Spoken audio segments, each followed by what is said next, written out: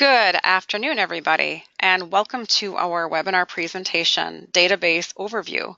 I'm Jamie Machek with the Nicolay Federated Library System in Green Bay. We're happy to have you here this afternoon. And Megan works in our office. She's our ILL administrative assistant. She does a whole plethora of things.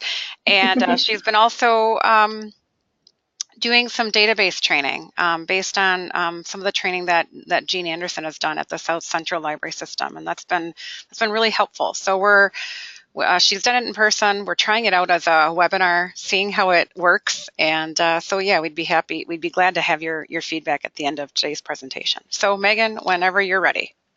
Alrighty, so as Jamie mentioned, my name is Megan and I work here at Nicolay Federated Library System. Prior to this, I was an English teacher in the area. So when Jamie asked if I wanted to do a presentation, I'm like, yes, because I love teaching and I miss some aspects of it. So I'm pretty excited to do this today. Thanks for joining us. As she said, we are going to go over databases. I think she gave you the handout that kind of gives you an overview of the databases that we're going to be talking about. There's 8 that we're going to go over, so we're just going to scratch the surface just so we can hit a bunch. I'll show you how to do a basic search on each of them and point out some features. So again, we're just scratching the surface on these. I do have it timed for about 45-50 minutes of presentation, and there will be time for question and comments if you have anything to share about any of these databases at the end. So without further ado, we're going to jump right in. Okay, so I'm going to be using InfoSoup because it's the website that I'm most familiar with to reach all of these databases. I know some of you are from different systems. I'm not entirely sure where these databases are on your website. So you might have to do some playing around to find these. But for InfoSoup users, if you go to the home page, which is this, and there's this Research and Learning tab, click on that. Then the first one is Online Research and Homework Help. And here are all of the databases that are available to you InfoSoup users, including the 8 that we're going to be talking about today. So again, that's InfoSoup homepage, Research and Learning, and then Online Research and Homework Help. There's all of the databases. All right, so let's jump right in.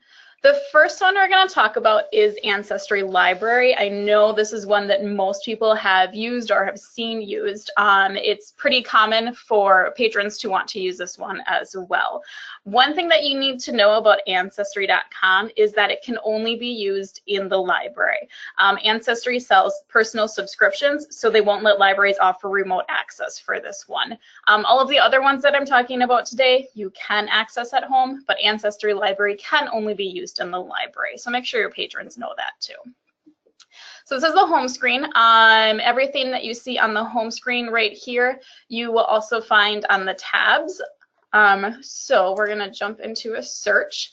There are different categories that you can do a search for. Starting off, I would suggest doing an all categories search. Just until you kind of know how to do a research, if you know how to do a search with a little more refinement. So starting with all categories.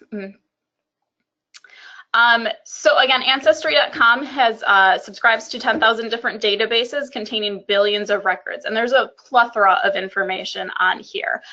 There are census records, there are draft cards. I found a yearbook picture of my grandma. There's just all sorts of really cool information available here.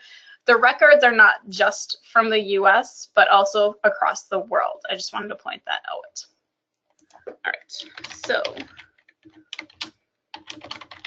All right, so Gordon McDaniel, I want to point out this exact button. Be really careful with it. When they say exact, they mean exact. So for example, the D in Daniel is capitalized. If I clicked that exact button and did a search with it, and there was a record where the D was not capitalized, it would not pull, and now it's not letting me, sorry. I shouldn't have clicked that. So just be really careful with that exact button. On the other hand, where you might have lived and the birth year, those are more flexible. So for example, this is my great-grandpa. I know my grandpa lives in Kaukauna. I'm not sure if Gordon lived in Kaukauna or just in the area, so I'm just going to do Outagamie County instead of a specific city. Birth year too, if you have an approximate birth year, that's great. So if you're like, I think he was born in 1900 and maybe it was 1901 or 1899, you can still type in 1900 and it'll pull. You really need at least one of these, otherwise the search is going to be too broad, as you'll see in a second. So let me just do this. Okay, so I got, with that simple search of Gordon McDaniel, Outagamie, Wisconsin, I got over 1 million records. I mean, there's Gordon McDaniels you can see in Washington and Illinois and Iowa, all over the place. So you really need as much information as possible. But in this case, I do know that his wife's name was Elvira, so I'm going to jump right in with that one. Ancestry does some nice things. They actually typed all of the information on the census record, so it's much easier to read. So here's the information from the actual census record. Take it with a grain of salt though. At my last presentation, somebody was telling me how they translated the name wrong, or they wrote the name down wrong. So on the actual census record, her relative's name was Katie, but where it was typed out right here, they had written it as Sarah. So make sure you confirm the information with the primary source. Speaking of, let's take a look. I like that you can actually view these. It's kind of amazing to me. So here's the actual census record, which is really incredible to me again. Now, the type is really, really tiny, you can see. And even if I zoom in, I'm going to have a hard time reading it. So again, if I hover over it, it will tell me what's typed there, which is, again, pretty nice. And that's whether it's text or the written word. So there's, you know, Gordon McDaniel for all of these boxes, you know, age 17, et cetera, et cetera. The yellow was my search term. So I searched Gordon McDaniel. That's going to show up in yellow. And then all of the other members of the household are in green. So these were all the other people living in the household at that time. You can print this off. You can also print off this typed stuff right here. You have a couple of options. You can send the document. You can view printer friendly. So you do have a couple of options for sharing. Okay, that's the basic search. A couple other things that I want to point out over here. The message boards are for Ancestry users who have more questions. They can ask other Ancestry users, and it gets really specific. I mean, I can go all the way to like Outagamie County again, you know, Wisconsin, or you can keep it broad if you want. But let's take a look at the obituaries. So somebody had a question about the death of the child of Mrs. Liedel, you know, and somebody else can respond if they have information. So if you have any hardcore Ancestry users and you can't answer all of their questions, here's another place where they can go for more information. Speaking of learning, the Learning Center has some really nice resources. I looked at these when I was preparing for this training, and I should go back and read them again, actually. The handouts are really nice. The information is easy to understand the way that they have it set up. They have a ton of different handouts for looking at different things. If you or your patrons want more information about this, this would be the first place I would suggest you go, because the information is really, really nice here. They also have maps, which is helpful for me. I've lived in Green Bay for 28 years and I still get lost. So, you know, maps are really handy for me. So for example, I couldn't find what I was looking for in Outagamie County. I want to search the surrounding counties, but I can't remember what they all are, you know, or whatever else you might use a map for. All kinds of information available. Let's see, so that was the Learning Center. And then we have charts and forms. These are blank forms that you can download. It's a PDF, so this is what would happen. Download it, print it off, and you can fill it out, which is really handy for anyone who is charting their family tree. There's also, you know, information for researching, family group sheets, all kinds of information. You can even print off like census forms if you would wish. And then finally, new collections is exactly as it says. Anytime information is updated or new records are added, it'll show up here. All of these will still be included in the basic search that you did. Okay. So that's Ancestry in a nutshell. I'm going to move on to Master File Premier. Master File Premier is, and the next three that we go over are all sponsored by EBSCO. So you're going to notice some similarities in the way that the search box looks and the way that the results are presented, and that's because they are all hosted by the same company, EBSCO host. So Master File Premier, I want to talk about. So Master File Premier is ideal for public libraries. It was actually a database created for public libraries. It covers every subject area of general interest, and it is also a multidisciplinary database. So this is really great for general research for general research. If you want more specific information, you can choose additional databases to include, which usually works.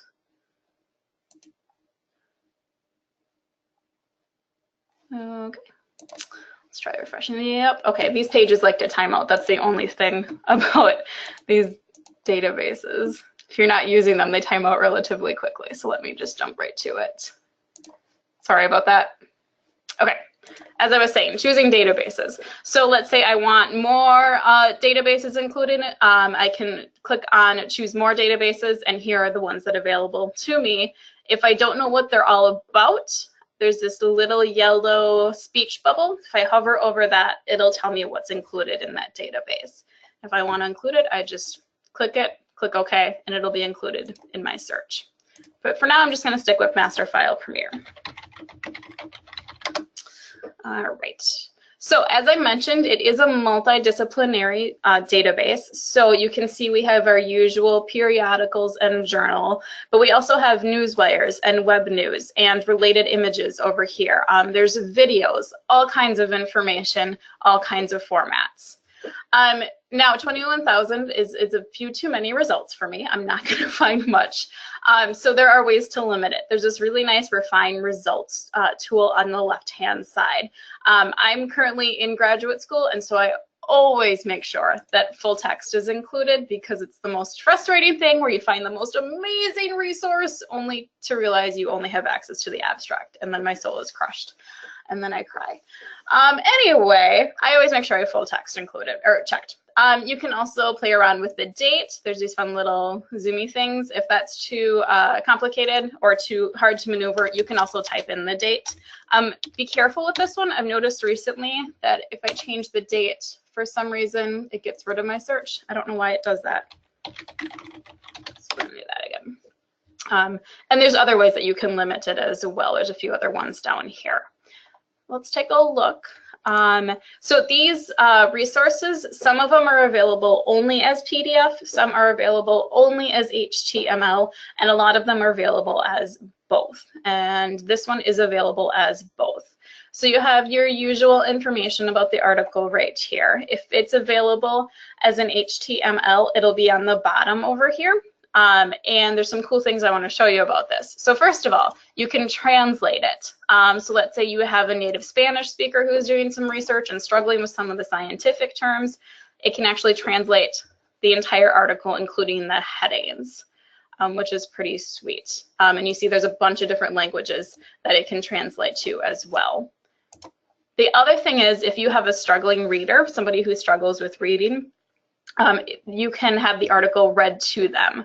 I'm going to move my microphone and I'm going to press play. Hotter days will drive global inequality. Contents. 1. Hot tempers, poor yield. Oops, sorry. So as you can see, there we go. As you can see, it actually highlights the words that it's reading as well. Again, this is really fantastic for anyone who might have difficult time reading. You can also change the accent, which I find amusing. Anyway, so those are some of the features of HTML. Other things, you want to check the PDF as well. And that is because, as you'll see in a second, HTML does not include graphs and images. And especially if you're doing scientific work, you know, that's where half of your information is. So if both HTML and PDF are available, I suggest looking at both just to make sure you're not missing anything. So you can see it's full color, it's got all of the information laid out, it's the original article. Some of you may have noticed that the images are here as well, but I always like to check both just to make sure that I'm not missing anything. Other things, you have this handy little toolbar over here. So you find an article, you have tons of ways to share it or to save it. So you can connect it to Google Classroom or Google Drive. This folder, be cautious. So I did add it to my folder, but this folder is only active during my current search session. So as soon as I X out of here and start another search, that's no longer going to be in my folder. If you have people who do want to use that folder, they do have to create an account to use this one. You do not need to have an account to use it, but you do need an account in order to use that folder. Okay. You can also print it, email it, save it. The cite button, I love. Again, I'm a grad student, so all I have to do is copy and paste, baby. Oh, it's the best thing ever. Let's see, permalink, you can share it if you want to share it on, your Facebook or your Twitter, all kinds of ways to share this information. Okay, so that is Master File Premier. We're going to move on to the Auto Repair Reference Center. You'll have to bear with me for this one. I am a non-car person. I'm much more literary minded than vehicle minded, so just bear with me as I talk about an entire car website. Okay, so Auto Repair Reference Center. It covers more than 37,000 vehicles from 1954 to the present, and it's going to depend what vehicle what vehicle information you're looking for. It's going to depend how much you're getting. What I'm trying to say is exotic cars and newer cars are going to have less information.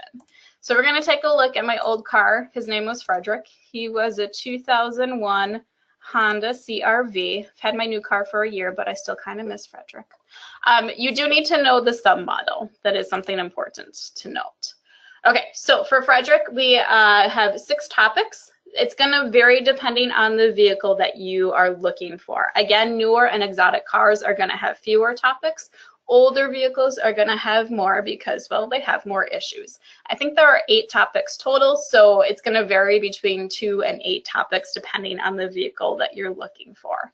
We're going to look at those 2 in just a second. I just want to briefly point out some of the other things. So there's diagrams. This is a very visual website. They actually have all of the electronic wiring diagrams uploaded, so that the literal diagrams are there. Same thing with the specifications for your vehicle. Labor times is kind of a handy tool if you're taking your car into the mechanic to get something done, the oil changed or something, and you want to know about how long it should take for your vehicle. It'll give you an estimate, and then the diagnostic information as well. Let's take a look at the repair information. This precaution screen is going to show up on all of the topics. I kind of call it the home screen in my mind. It's just general, be safe kind of stuff. The interesting stuff, or the more specific stuff, I should say, is over here on the left under the contents. Okay, let me orient myself. Okay, so let's say for some reason I need to take off my door panel. You never know. It gives you step-by-step instructions with pictures, which as a visual learner, I absolutely love. So again, step-by-step with pictures. You can download all this information up here that says download PDF, or you can print and email it. And this is for every single screen on this website. It's so easy to share this information. But there is a lot of information, as you can see. And so I found the search tool pretty handy. It's hard to figure out where exactly it's specific things are categorized under as sometimes. So the search tool is handy. The other one I wanted to show you was the Bulletins and Recalls. So this has all of the recalls and all of the bulletins for this vehicle, and you can see it's the actual bulletin. It's not something that's been retyped. This is the actual bulletin for this vehicle. So if you're looking at used cars, definitely check out this website. Check out the Bulletins and Recalls for whatever vehicle you're looking at. The last thing about this I want to say is the Auto IQ. Auto IQ gives all this information about cars and the parts of cars. So you can view it with audio. With audio means you have short, like 30 to 45 second videos explaining the concept. Without audio is that same information in text. So I'll just show you what I'm talking about. So let's say my mechanic said something about, I don't know, my AC refrigerant. And I'm like, I don't really know what my AC refrigerant is. I know you can't hear that, but he's talking about what the AC refrigerant is, and they usually give images as well. So really handy tool. You know, if you want to learn more about your car, or if you have someone who's in a car class or whatever, some really good information here. Okay. So Literary Reference Center, let me refresh it because they like to time out. There we go. Okay, Literary Reference Center. If you have any English teachers friends, please let them know about this website. There is a wealth of literary information on here. So it has thousands of plot summaries, literary criticisms, author biographies, book reviews. It has full text classic and contemporary poems, full text classic and contemporary short stories, author interviews. There's some photos on here. There's so much information on here. So again, this one is powered by EBSCO, so the search bar looks really similar to the master file premiere that we were working on before. And we'll get to that in just a second. Here's the home screen. It has different highlights. These change, I think, about every week, at least every month. I think it's been every week that these have changed. Featured work, featured author, book highlights, so on and so forth. But let's do a search for Maya Angelou. And with this one, I found better results if you do last name, first name. I get results either way, but you get better results if you do last name, first name. All right, so we have 163 results, and this is everything attached to her name. So this is stuff that she's written, reviews about stuff that she's written, biographies about her, literary criticism about her works. This is everything. And again, you're usually, if you're researching something, you're usually researching something specific. So we have this refined results tool again. And again, same tool as in Master File Premiere. It's going to vary. It has some different things for source types though. So let's say I just want literary criticisms. I can click on that. It updates automatically. Now I'm just looking at literary criticisms. Okay, let me. Oh, okay. Yeah, the other thing I wanted to show you was the full text. And the advanced search is a little weird on this one. For some reason, it doesn't have just the full text option as part of the advanced search. I have not figured that out. If anyone knows, please let me know. Maybe I'm doing it wrong. But let's say we want a full text of The Awakening. Okay, so again, if someone knows a better way to do this, I'd love to learn how. But I just do the author name and then the title that I'm searching for, and then I go to my source type and I want the full text classics. So I'm going to click on that and check it out. We have the full text of The Awakening. It's not pretty, but it is the text. It's the full text. You can see it's 89 pages long. So the entire story is right here, which makes me smile. Yeah. Okay, so there's some really cool tools there. A couple other things, there's some options on the top bar. Here we go. So again, you can browse authors or browse publications. There's a glossary, encyclopedia, and dictionaries. So you have some kid who's writing an ode, you know, like, and he wants you to help him. You're like, I don't remember what the heck an ode is. You can look it up in the glossary. It has accurate information. So some other tools up here. Okay. Novelist. If you've zoned me out until now, that's okay, but pay attention because this is the website. This is the database that you're going to love. It's your new best friend. I take chocolate as a thank you. I'm just kidding, but really, Novelist, pretty incredible. So Novelist is great for if you do RA, if you're looking for recommendations for people, if you need more information about a book. There's just tons of information on here. So let's say I'm a teen and I want some creepy and suspenseful books. Here's a whole bunch of book suggestions for me. Oh, sorry, this one times out too. Give me one sec. There we go. Okay, so you can also create your own appeal mixer, they call it.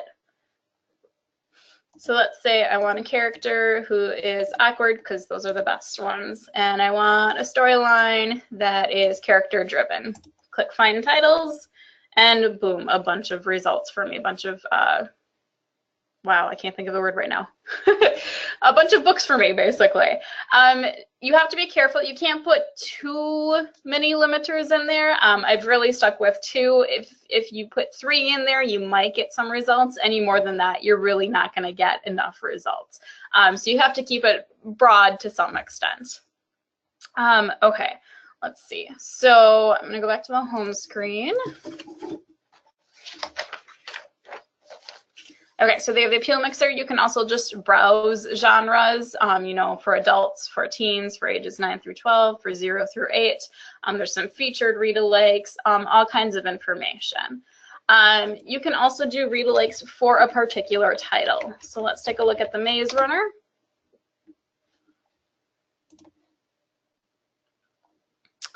Okay, so you have your usual information here. The read-alikes is over here on the right-hand side, and they go down.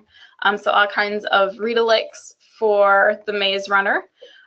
There's also Lexile and accelerated reader information, which is handy. I know some of you have teachers or parents who are interested in those numbers. So here's a website where you can check those, the Lexile and accelerated reader levels. And some of you will have a button down here. I believe it's under the database, under here, where you can actually connect to your catalog. So you can just click on it and it'll connect you directly to the catalog so the patron can see, hey, is it something that I can get right away? Is it something that I can get today? Let's see, there's other criteria down here. So if you want more books that are fast-paced, for example, you can click on that and click search. So all kinds of tools for these read-alikes. The other cool thing is, so I did this as a keyword search. I can switch it to a series search. So, you know, I just finished the Maze Runner. I come to you and I'm like, what's the second book in the series? And you can't remember. Okay, it's The Scorch Trials. So it lists all of the books in the series in the order that they came out. Yay. One last thing, the advanced search. I mentioned the Lexile and accelerated reader before. You can actually do that in the advanced search. So you can narrow the Lexile range within your search. Okay, and then there's some really nice tools up here. So there's the usual browse by genre appeal award winners, but these especially for those of you who do RA or who are working with the public or the kids a lot, there's different tools for you. So there's, you know, readers advisory strategies or tips on how to train your staff or yourself. There's more information about genres, inspiration for RA, information about reading groups. Same thing with the working with youth, there's a bunch of different tools. Some of these quick links, there's author read-alikes, there's book discussion guides, there's books to movie lists, which I always find fun, curricular connections, there's grab-and-go book lists. There's just a ton of information on here, especially if you are working directly with the public in your library. So you're welcome. Again, I accept chocolate. Okay, anyway, moving on. Learning Express Library. Learning Express Library is, test-based database. And by that, I mean it has tons of practice tests. So it has tests for entrance exams, the ASVAB, work keys, ACT, AP, SAT. It has information about college essays, graduate schools admissions. It also has skill-based tests. So, you know, science tests and writing tests and grammar tests and usage tests and mechanics tests and all of these different things. For this one, because it is test-based, you do need an account. I've created 2 different accounts using 2 different emails, and I have not gotten any spam from them, but you do need an account.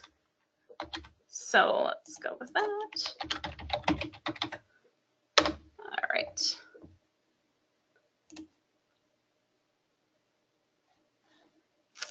All right, so briefly, when you sign in for the first time, this will be the screen that you see, but as soon as you create an account and log in, this is what you'll see, the My Center. So this shows me I've completed 13 tests and I have 1 test in progress, which is nice. I can jump right back in. So there's my in progress test. I can just click on there, jump right back into that test. Okay, so this thing. So this one changes a lot. I'm laughing because yesterday there were 6 centers, and now there are 7 centers today, which is good because you want updated information with these tests because a lot of these tests change frequently. So don't be surprised if the centers change. We're going to take a look at the school center. And in the school center, we have 3 subtopics: elementary, middle school, and high school. So they're listed down here, and you will see they're also right here. All 3 are listed on the tab. So this makes for easier maneuvering when you're in a particular center. All right, so I'm going to show you a practice test. You can take the test in 2 ways. You can do it as a practice test, where you take the entire test and then you get the answers at the end, or you can take it as a learner test, where you get the answers as you go along. All right. Some pages have 1 question per page, some have multiple, as you'll see in just a second. Let's see how I do. I got 13% this morning. I'm hoping for a higher score today. I want to show you a couple things. I'm going to click skip question for now to show you what that looks like. Oops.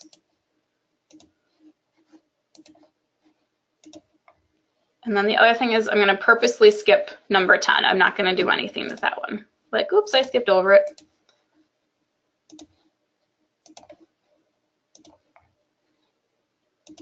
All right.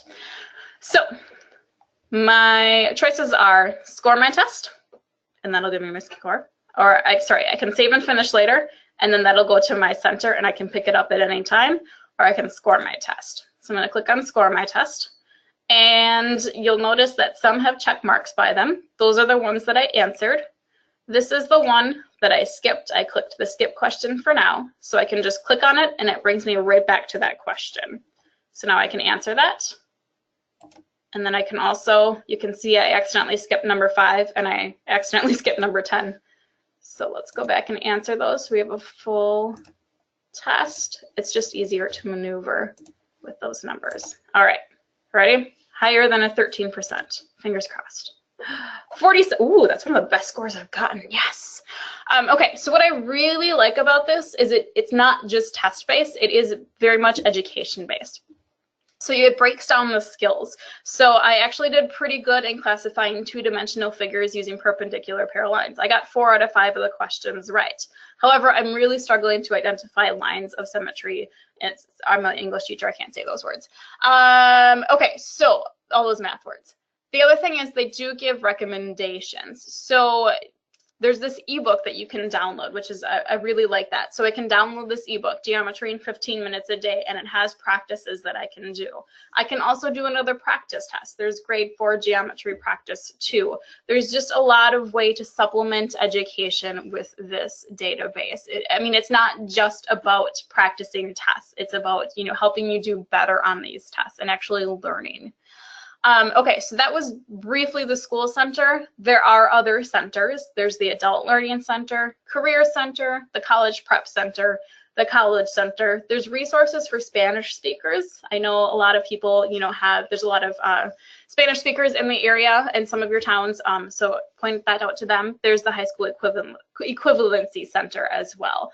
I'm just going to show you what some of these other sources look like. So I guess what I want to point out is in the last one, we only had 3 categories. Some of them have more than that. So just be aware that it's going to vary depending on what center you're in, depending what subcategory you're in. It's going to depend how much, other categories you have. It's going to vary.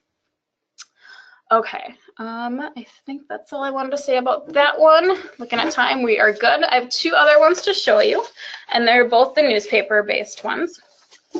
So we have Newspaper Archive, and Newspaper Archive is, I'm trying to get my thinking straight. Yeah, it has classic newspapers from 1607 to the present, which is pretty sweet, and they're from mostly the United States, but from some other countries as well.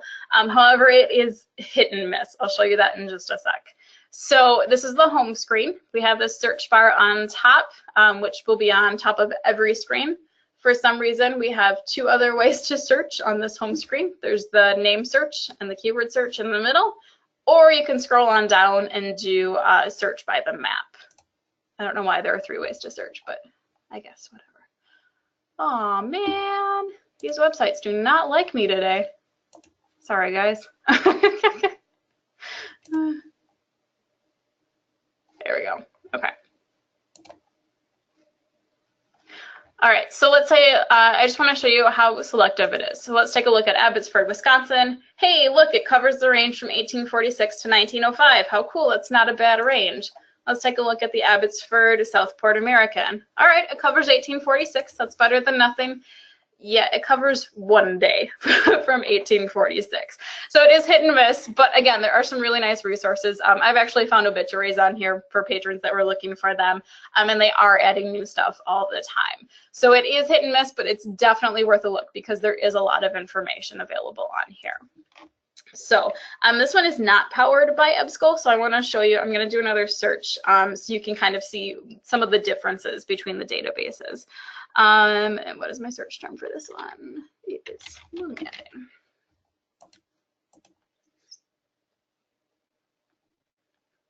All right, so this is what the search results look like for this one. And the EBSCO Holston, we had a refine results over on the left-hand side. On this one, it's on the right-hand side. And the thing about this one is you have to click what you want and then you have to submit the query. Otherwise, it does not update. The other one updated automatically anytime you clicked something, so make sure that you know that. That gets kind of tedious. There's another way, revise your search, excuse me. It'll bring me down to the bottom and I can update different things. So let's say I want to narrow between years. Let's just do the 60s. 1960 to 1969, and let's just keep it in Wisconsin, for example. And you can fill out, as much or as little as you want. It's just easier to do it all at once, I think. There we go. All right. So again, I don't know what I was going to say. Let's take a look at what one of these looks like. Both of these newspaper databases actually upload the full newspaper, which is pretty sweet. You'll see, so we have the actual broadsheet from the 60s. And I'm just going to briefly mention this. So I used to talk about the JPEG and the PDF. However, the PDF is only supported until the end of the week. So I'm not even going to talk about it. So the JPEG. Okay, so what I like about the JPEG is it highlights your search term. So that stuff in yellow is my search term of moon landing. The other thing, it is a broadsheet. It's quite a big sheet, and I don't want to print it all off. I can crop it with this crop tool right here. So I'm going to use the rectangle tool. You can also draw it. I want that. And it does make you tag it, and it does make you put it in a folder. There's a bunch of folders. You can create your own folder, or if you want to mess people, you can throw it in their folders. But I did create a moon landing folder. There it is. Okay, so then I'm going to click clip. If you wanted to create a new folder, just type it in there, hit create folder, and it'll be created. Hit clip and download it.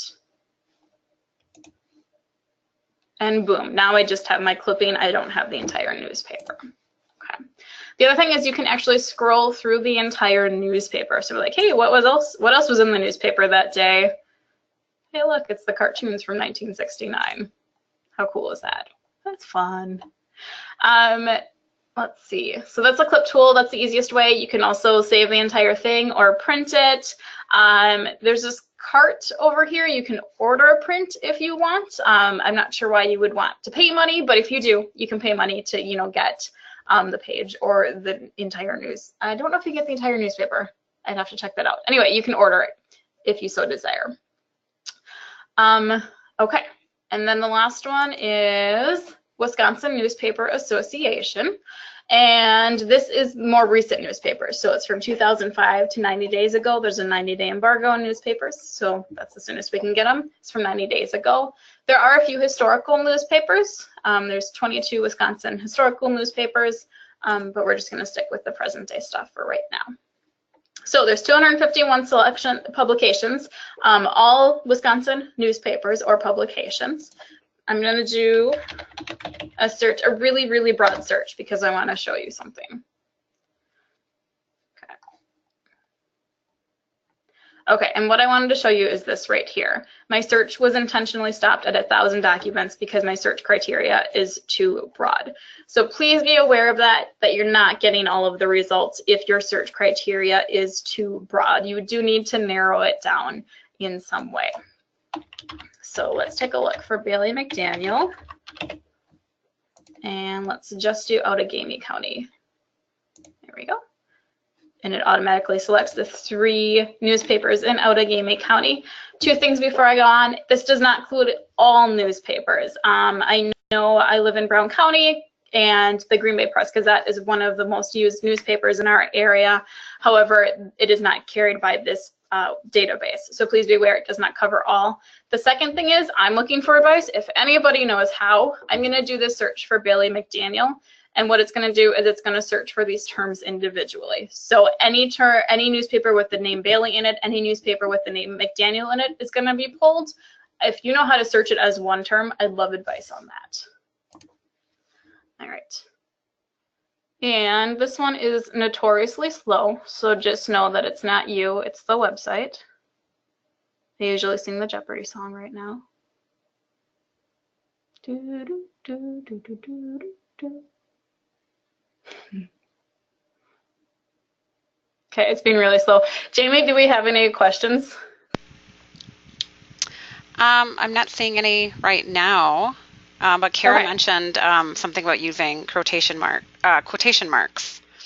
And she said there are other search help. There's other search help info if you click on help as well. Ooh, thank you, Karen. I will check that out. Kara, sorry. Kara, sorry. Thank you. Okay. So the reason I searched Bailey McDaniel is because he's my cousin, and there's this really unflattering picture of him, and I'm nice like that. Okay. So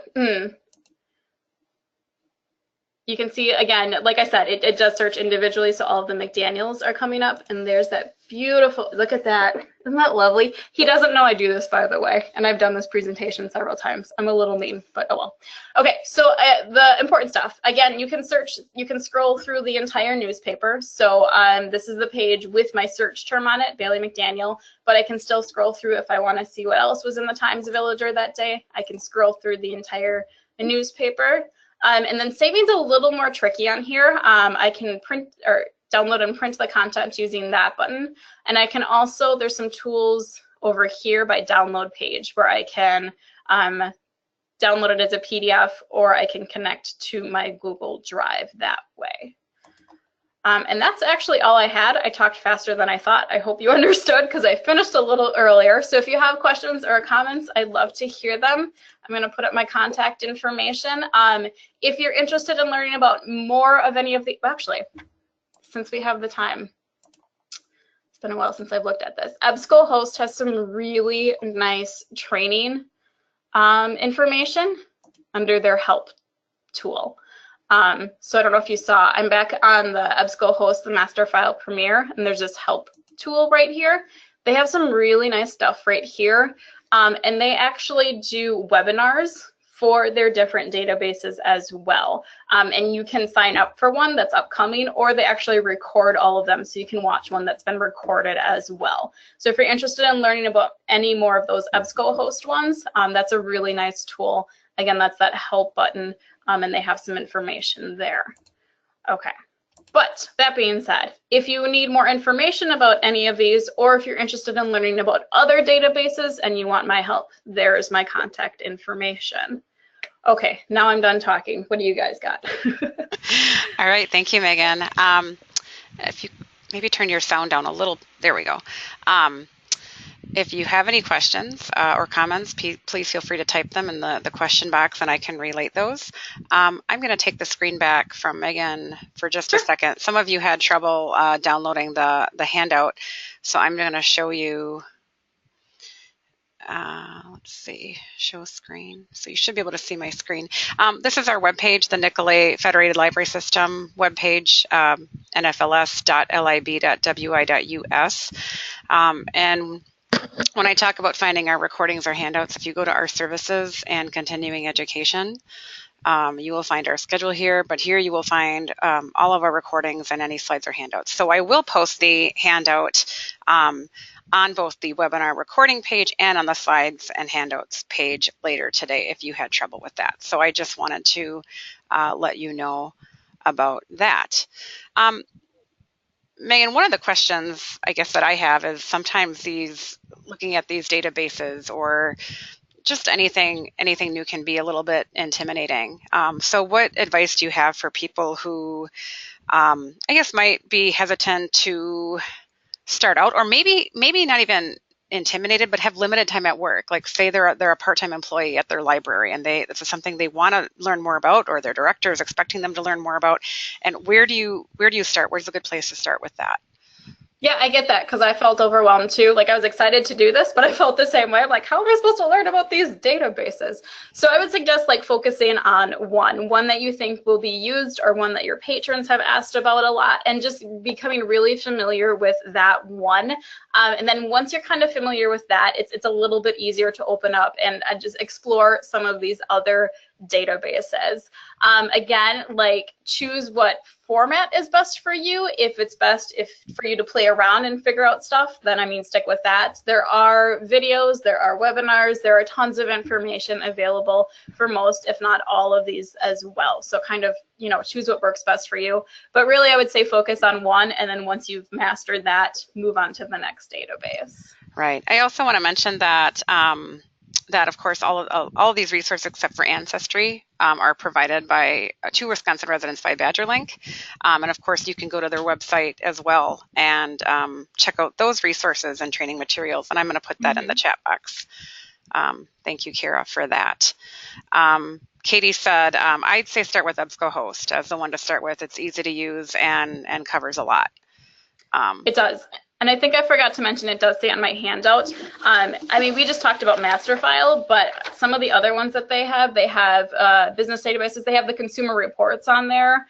You know, they have Explora for the elementary, middle, and high schools. So yeah, I would agree. Yeah, definitely. Awesome. Well, I am not seeing any other questions, so I think what we'll do is go ahead and sign off. If you do have a follow-up question for Megan, you can contact her, and as I mentioned, the recording and handout will be up later today. Again, I want to say thank you to Megan and for her highlights, and to all of you who were here present, and I hope you have a great rest of your day and a great rest of your week. So long. Thank you.